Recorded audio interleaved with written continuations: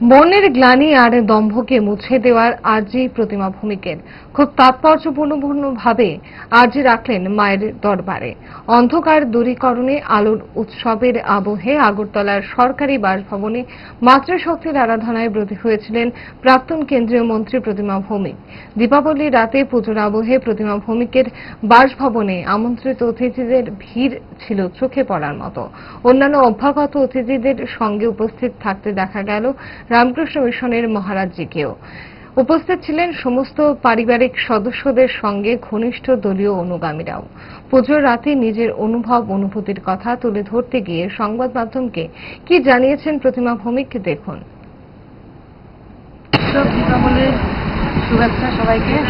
আমাদের আলো সবসময় অন্ধকারকে পরাভূত করে মা ভগবতী মহাকালী শ্যামা মায়ের কাছে প্রার্থনা প্রার্থনা আমাদের প্রত্যেকের মনের মধ্যে গ্লানি এবং অহংকার যেটা রয়েছে সবটা যাতে মা বুঝতে দিয়ে আমাদের অন্তরের মধ্যে যাতে দীপের প্রজ্বলিত করে সেটাই বাংলাতে থাকবে।